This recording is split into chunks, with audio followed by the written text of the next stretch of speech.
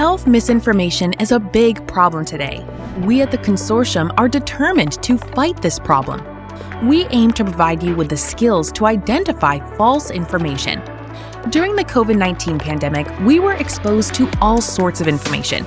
Some of it was helpful and some of it was not. The World Health Organization and the United Nations called it an infodemic. It was information overload. Sometimes this information is beneficial. Correct information played a huge role in keeping us safe, but there was also a downside to it. With so much information coming in so fast, it was easy to get confused. Science was learning new things about COVID-19 every day, and sometimes the new information contradicted what we thought we knew. This kind of rapid change can create an environment ripe for misinformation to flourish. Let's clarify what we mean by misinformation. It's false information that gets spread without any ill intent.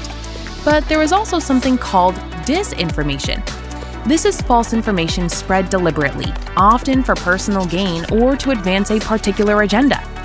With our understanding of the issue deepening, we also realize that health misinformation is not confined to the physical realm.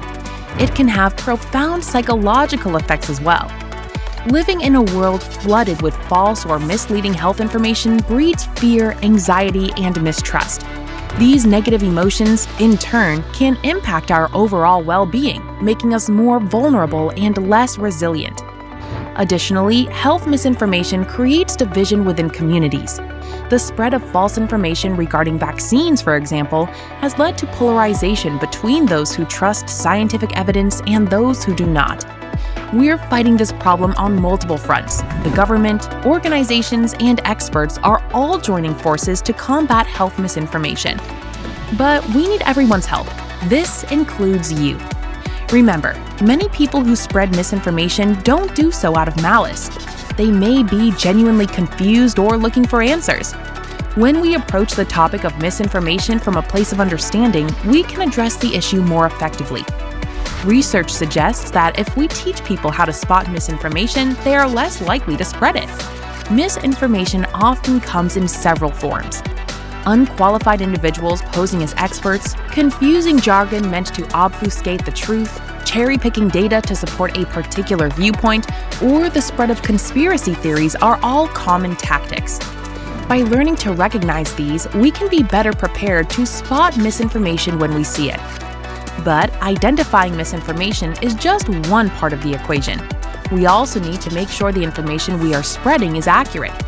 Social media, blogs, forums, and group chats are all breeding grounds for misinformation. That's why it's so important to check and double-check information from these sources against trusted, reliable sources. If you're not sure about the accuracy of something, it's better to err on the side of caution and not share it at all. Talking about misinformation is another powerful tool in our arsenal. If someone you know is spreading misinformation, a calm, understanding conversation can go a long way. Try to find common ground, ask questions, and provide alternate viewpoints. But remember, changing someone's mind can take time, so patience is key. Community action is another powerful tool for fighting misinformation. Collaborate with local schools, community groups, and leaders. Inviting health professionals to talk about key issues like COVID-19 vaccines can go a long way toward preventing the spread of misinformation. The government is doing its part too. They're providing resources to public health agencies, creating teams to identify misinformation trends, and investing in research. They're also updating public health communications to ensure they are as effective as possible. In conclusion, fighting health misinformation is a team effort. By staying informed, fact-checking, and promoting open dialogue, we can make a difference. The internet and social media platforms have been instrumental in shaping public opinion, but it's crucial to apply digital literacy skills in our fight against health misinformation.